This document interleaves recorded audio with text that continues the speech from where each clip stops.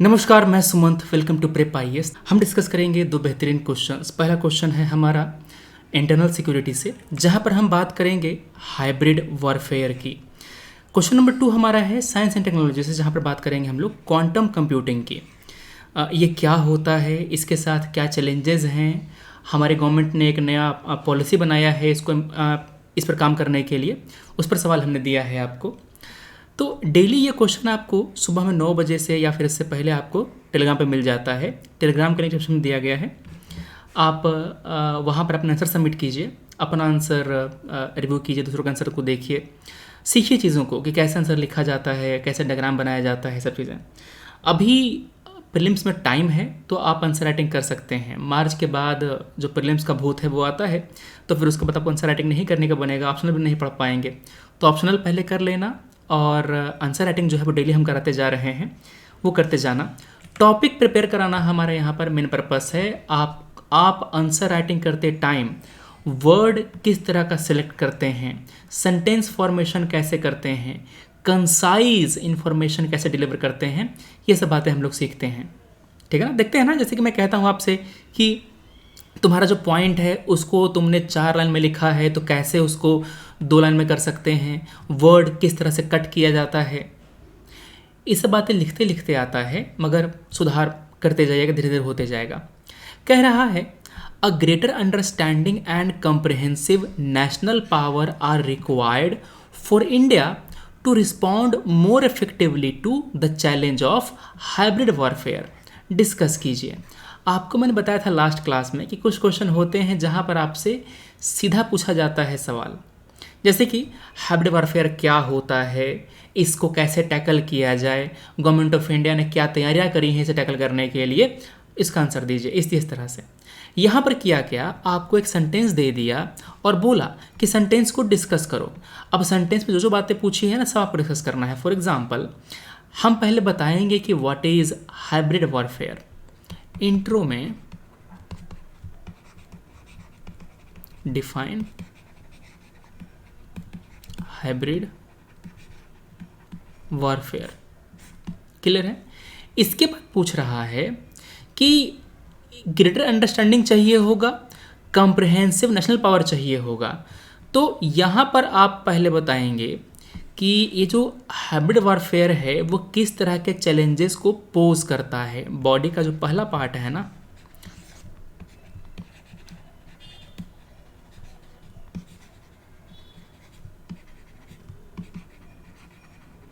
Hybrid warfare. अब आती है बात कि नेशनल पावर जो कॉम्प्रिहेंसिव नेशनल पावर है,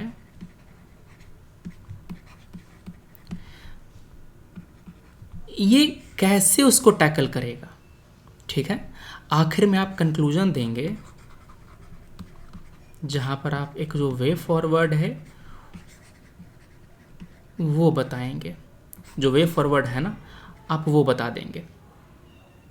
क्लियर है। चलो, तो ये बातें हो गई।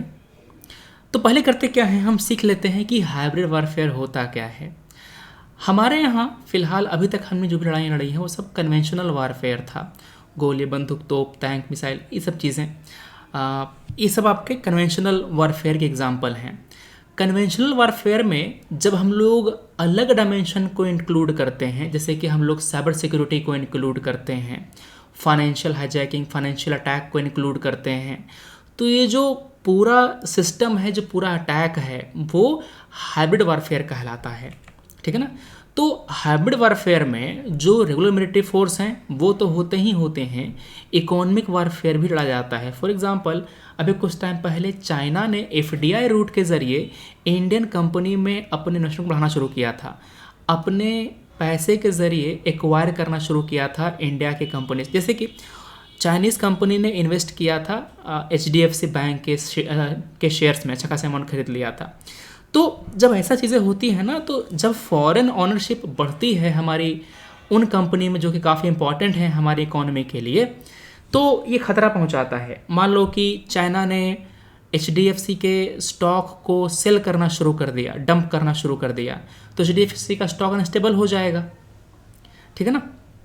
साइबर अटैक, डिप्लोमेसी, यहाँ पर इरेगुलर फोर्स जैसे कि स्लीपर सेल वगैरह इस्तेमाल करते हैं, लोन वुल्फ का यूज़ किया जाता है। तो ये सब बातें सब चीज़ इसमें इंक्लूड होता है इसमें हाइब्रिड वॉरफेयर में।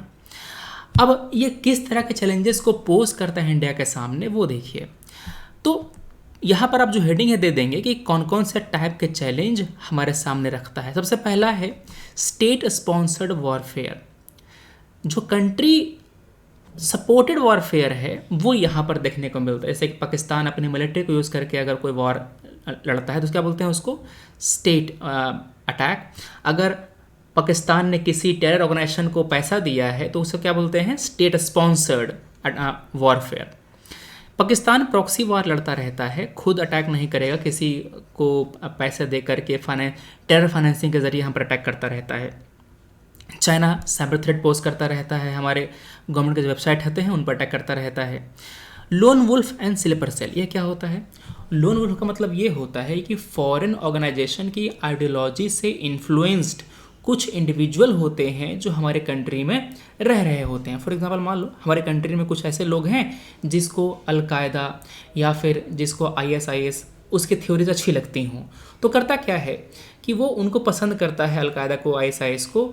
तो जो चीज़ वो लोग अचीव करना चाहते हैं उस चीज़ के सपोर्ट में काम करने लगता है। फॉर एग्जांपल अगर ISIS कहता है कि इंडिया में अटैक होने चाहिए, जिहाद छेड़ दो, ऐसा कुछ करके, तो जो लोन वुल्फ है ना वो अपने ग्रुप, जैसे कि उसके ग्रुप का मेंबर नहीं है, वो कोई लेना नहीं है उसका उससे, मगर उसको मानता है, वो उसको रिगार्ड करता है, तो उसके कहने पर, ISIS के कहने पर, मतलब खबर फैलाने पर ये भी अटैक को अंजाम दे सकता है, भले इसके पास कोई वेपन ना हो।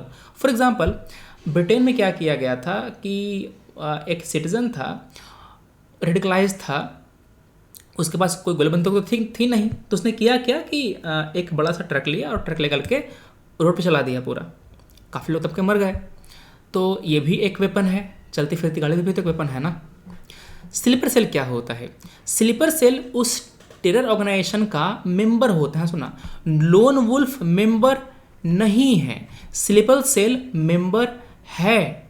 करता क्या है, उस टेरर ऑर्गेनाइजेशन के मेंबर इंडिया में आकर के रह रहे होते हैं, आपको पता भी नहीं चलेगा कि वो आतंकवादी है। यहाँ पर आकर के पढ़ाई किया, जॉब कर रहा होगा, आगे अपना जीवन यापन कर रहा होगा। जब वहाँ से इंस्ट्रक्शन मिलता है कि हाँ 15 अगस्त आ रहा है, बम ब्लास्ट करना है यहाँ पे, तुरंत ही एक्टिव हो जाएगा। तो चूंकि वो आपके बीच रह रहा है तो आपको तो भरोसा है उस पर कि हमारे यहाँ तो 5 साल से रह रहा है, हम जानते हैं इसको, ये हो ही नहीं सकता आतंकवादी, और वही आतंकवादी है। उसको हम कहते हैं स्लीपर सेल। जब तक इसको जगाया ना जाए तब तक ये सोता रहता है, अपना जो नॉर्मल एक्टिविटी है वो करता रहता है। साइबर अटैक, इसके साथ साथ जो चुनाव होते हैं उसमें इंटरफेयर कर सकता है, सोशल नेटवर्क के ज़रिए, मीडिया में कैंपेन करने के ज़रिए हमारे यहाँ फेक न्यूज़ फैलाएगा, डिसइंफॉर्मेशन फैलाएगा। हमारे देश में जो फ्रेगमेंटेशन है, हमारे देश में जो कम्युनलिज्म, नक्सलिज्म, सेपरेटिज्म है, इन सबको बढ़ावा देने का काम करेगा। तो ये अलग अलग मेथड्स हैं हाइब्रिड वारफेयर के, और यही चैलेंजेस हैं हमारे सामने हाइब्रिड वारफेयर के। अब आती है बात कि इन सब को ठीक करने के लिए एक जो कम्प्रिहेंसिव नेशनल पावर है उसकी बात करी जाती है। तो होता क्या है, जो कम्प्रिहेंसिव नेशनल पावर है उसमें होता क्या है, इसका मतलब ये होता है कि हमारी इकोनॉमी स्ट्रॉन्ग बनाई जाए, जो मिलिट्री स्ट्रेंथ है उसको स्ट्रॉन्ग बनाया जाए, गवर्नेंस को इम्प्रूव, जो गवर्नेंस है उसको मजबूत बनाया जाए, ह्यूमन कैपिटल को इम्प्रूव किया जाए। इसका मतलब ये होता है कि हमारे यहाँ हैकर्स हों, हमारे यहाँ डॉक्टर्स, इंजीनियर्स सब हों, साइंस एंड टेक पे जो इन्वेस्टमेंट है वो बढ़ा दिया जाए, हमारे यहाँ जोग्राफिकल एंड जो रिसोर्सेज हैं वो पाए जाएँ, फॉरेन पॉलिसी एंड डिप्लोमेसी भी हमारे स्ट्रॉन्ग रहे, तो सभी चीज़ों में अपना स्ट्रेंथ बढ़ जाए, उसको हम कहते हैं कम्प्रिहेंसिव नेशनल पावर। मतलब कि एक कंट्री के जो भी डायमेंशन है सब में इम्प्रूवमेंट उसके पावर को बढ़ाता है। अब ये जो कम्प्रिहेंसिव नेशनल पावर है वो कैसे हेल्प करेगा हाइब्रिड वारफेयर को टैकल करने में? सोचो, अगर हमारा इकोनॉमी स्ट्रॉन्ग रहेगा तो हम लोग जो इकोनॉमिक टेक ओवर है वो करने से रोकेंगे। वॉर के समय में हमारा जो इकोनॉमी है वो ज़्यादा गिरेगा नहीं क्योंकि स्ट्रॉन्ग है वो। आउटपुट आ रहा है कंपनीज का। मिलिट्री स्ट्रेंथ हमारा मजबूत है, तो एक्सटर्नल थ्रेट, इंटरनल थ्रेट, इन सबसे हम लड़ सकते हैं। गवर्नेंस अगर बढ़िया है हमारे यहाँ तो जनता का भरोसा गवर्नमेंट पर रहेगा, गवर्नमेंट की जो कैपेबिलिटी है वो बढ़ी रहेगी। ह्यूमन कैपिटल, अगर आपके पास क्वालिटी के हैकर्स हैं तो वो डिफेंस के साथ ऑफेंस भी कर सकते हैं। साइंस एंड टेक में अगर आप इन्वेस्ट करते हैं तो ये जो इन्वेस्टमेंट है वो आपको अलग अलग टूल्स एंड टेक्नोलॉजीज जो है बना के देता है। जैसे कि हमारे यहाँ मिसाइल्स हैं, क्वांटम कंप्यूटिंग है, सब डेवलप हो सकती है अगर हम इस पर इन्वेस्ट करते हैं तो। ठीक है, अगर हमारे पास नेचुरल रिसोर्सेज होंगे तो हमको डिपेंड कम रहना पड़ेगा दूसरे कंट्री। फॉर एग्जांपल, अगर हमारे पास रिसोर्सेज हैं तो हम लोग जो फार्मास्यूटिकल इंग्रेडिएंट है उसके लिए हम खुद पर निर्भर रहेंगे। हम लोग रेयर अर्थ एलिमेंट के लिए किसी दूसरे कंट्री के पीछे नहीं जाएंगे। हमारा जो एनर्जी है वो भी हम खुद से जनरेट कर लेंगे, हमें किसी और की ज़रूरत नहीं पड़ेगी। तो यहाँ पर एक तरह से आपको आत्मनिर्भर बनना है, अपने स्ट्रेंथ को और मजबूत करना है।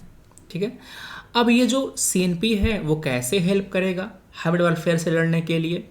तो आपका इंस्टीट्यूशन अगर मजबूत है तो करप्शन कम होगा, गवर्नमेंट में जो भरोसा है सिटीजन का वो बना रहेगा। हम अपने क्रिटिकल फंक्शन और वल्नरेबिलिटी को एसेस कर सकते हैं और उनको मेंटेन कर सकते हैं ताकि हमारे वेबसाइट हैक ना हो। जो भी वल्नरेबिलिटी है उसको पहले फिक्स कर दिया जाए। ठीक है, मल्टीनेशनल फ्रेमवर्क हम इस्टेब्लिश कर सकते हैं हम लोग अभी वर्तमान के इंस्टीट्यूशन को यूज़ करके। फॉर एग्जांपल, हमारे यहाँ जो ब्रिक्स है तो ब्रिक्स में ये बिम्स्टेक है, तो बिम्स्टेक में हम लोग जो नॉर्थ ईस्ट है उसको भी इंक्लूड कर सकते हैं। जो साउथ ईस्ट के एशिया के जो कंट्रीज़ हैं इसको भी इंक्लूड कर सकते हैं, है ना। शार्क -1 ये काम भी कर सकते हैं हम लोग। जो हमारे आर्म्ड फोर्सेज हैं उनको ट्रेनिंग दी जाए कि जो मल्टीपल आपके एरिया है वहाँ पर वॉरफेयर कर सकें, स्मॉल रोबोट, UAVs, ये सब चीज़ें चला सकें, इसको ऑपरेट कर सकें वो। ठीक है, तो ये बातें हो गई। हमारा जो डेमोक्रेटिक इंस्टीट्यूशन है वो भी स्ट्रॉन्ग किया जाए। तो अगर हम लोग अपना economy, military, governance, human capital, science and tech सब इम्प्रूव करेंगे तो हमें काफ़ी हेल्प मिलती है। जो आपका ये क्या बोलते हैं, जो हाइब्रिड वॉरफेयर है इसको टैकल करने में। आपने जो आंसर लिखा है उसके पॉइंट को मैच कीजिए कि आपने कौन कौन से पॉइंट लिखे हैं, कौन सा पॉइंट आपका छूट गया है, फिर उसको अपने आंसर के मार्जिन में लिख डालिए। अगला सवाल हमारा है क्वांटम कंप्यूटिंग पर। कह रहा है कि क्वांटम कंप्यूटर कैसे काम करता है, पहली बात तो ये। दूसरा, ये क्या क्या चैलेंजेस फेस करता है, और सरकार ने एक जो नेशनल मिशन चलाया है on quantum technologies and application, इसका क्या सिग्निफिकेंस है। तो आपसे 3 सवाल पूछ रहा है क्वेश्चन में। 15 मार्क्स का सवाल है, आपको आंसर देना है 250 वर्ड में। तो ध्यान सुनना। इंट्रो में करेंगे क्या, इंट्रो में पहले आप बता देंगे क्वांटम कंप्यूटिंग के बारे में, अबाउट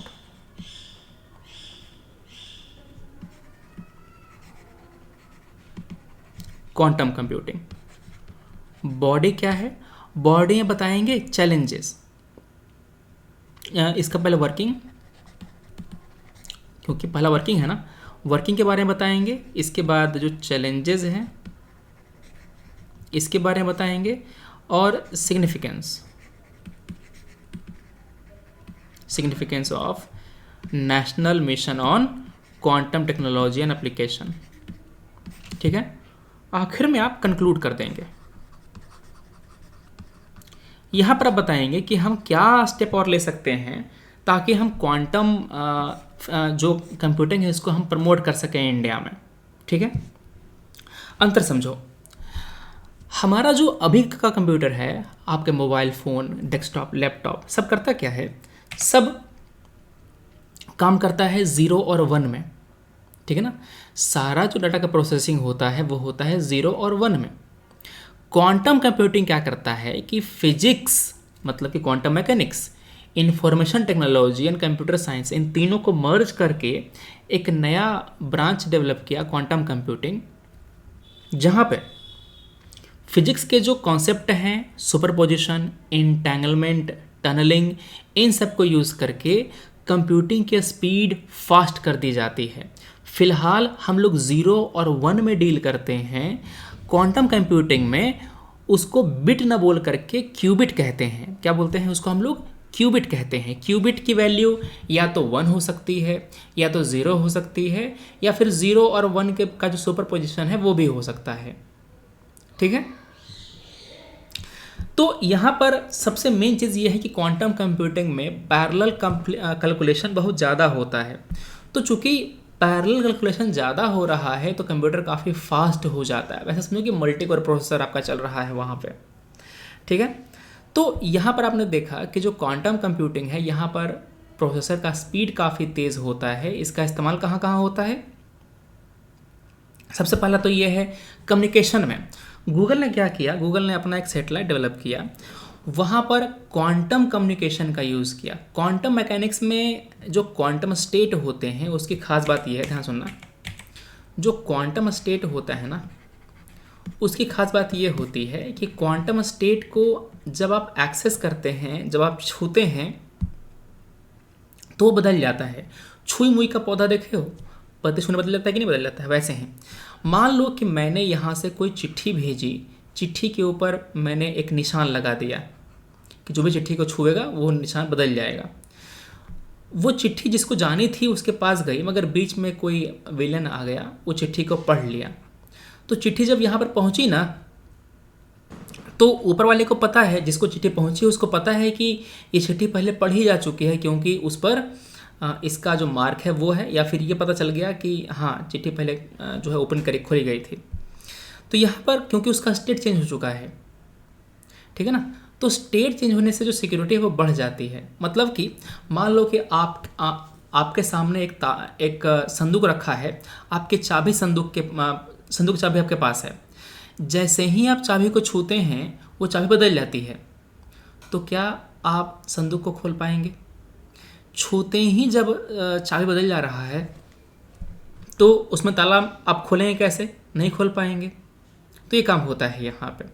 सरकार ने किया क्या? अच्छा, इसके जो चैलेंज वो समझो। चैलेंज ये है कि क्वांटम स्टेट को पहुँचना काफ़ी मुश्किल होता है। क्लासिकल डाटा को क्वांटम डाटा में कन्वर्ट करना बहुत ही महंगा प्रोसेस है और ये काफ़ी टाइम टेकिंग प्रोसेस है। दूसरी बात, multiple control wire, multiple laser चाहिए होते हैं ईच क्यूबिट को जनरेट करने के लिए, जिस कारण से सिस्टम काफ़ी ज़्यादा बड़ा हो जाता है।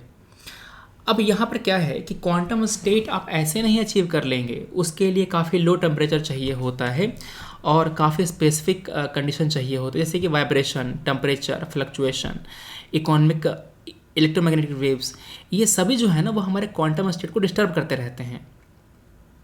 ठीक है, तो अगर आपने कैलकुलेशन कर भी लिया तो आप श्योर नहीं हैं कि मैंने जो डाटा यूज़ किया था वो क्या डाटा कमज़ोर था।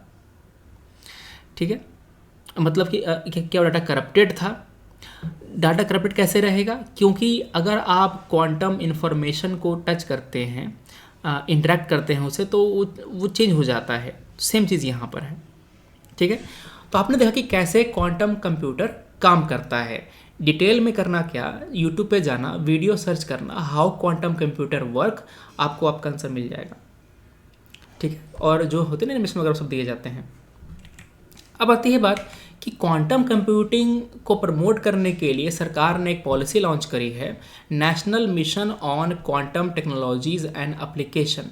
इसके लिए 8,000 करोड़ रुपए को अलग साइड किया गया है। फ़ायदा क्या होगा इससे, इसका महत्व क्या है, सवाल आपका यही पूछ रहा था, इसका सिग्निफिकेंस क्या है। तो पहला महत्व तो ये है कि हमारे यहाँ जो क्वांटम कंप्यूटिंग में जो ऑपरेशंस हो रहे हैं, जो काम हो रहे हैं, उसको एक बूस्ट मिलेगा।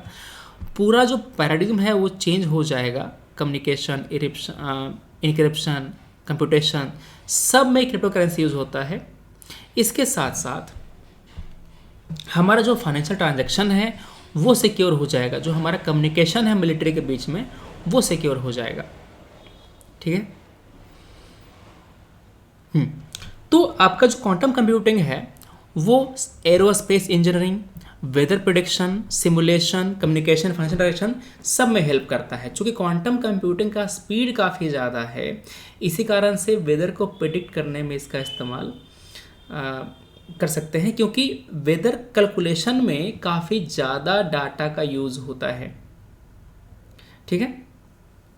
इसके साथ साथ जो हम लोग क्वांटम कंप्यूटिंग को डेवलप करते हैं, तो क्वांटम कंप्यूटिंग का इस्तेमाल केवल मिलिट्री पर्पज़ के लिए ही नहीं, केवल छोटे पर्पज़ के लिए नहीं होता, काफ़ी बड़े पर्पज़ जैसे कि जो साइंस एंड टेक है, ह्यूमन एंड इंफ्रास्ट्रक्चर टेक्नोलॉजी है, इन सब में जो इसका इस्तेमाल है वो हो सकता है। ठीक है, तो यहाँ पर ये बातें हैं। प्लस इंडिया कम्पिटिटिव बना रहेगा, किसी कंट्री से पीछे नहीं रहेगा इन सब मामलों में, सिक्योरिटी के मामले में, साइंस एंड टेक के मामलों में। ठीक है ना। तो ये बातें हो गई हमारी आज की। हमने क्या सीखा? हमने सीखा क्वांटम कंप्यूटिंग के बारे में। दूसरा, हमने जो कंट्रीज़ का डाटाबेस है, सॉरी जो कंट्रीज़ का जो वारफेयर है, हाइब्रिड वारफेयर है, उसके बारे में हमने पढ़ा। ठीक है ना, कि इसमें क्या क्या बातें होती हैं, कैसे इसको टैकल करा जाए। चलो, तो ये बात हो गई हमारे आज की। हम मिलते हैं अपने अगले वीडियो में। Thanks for watching, take care, जय हिंद।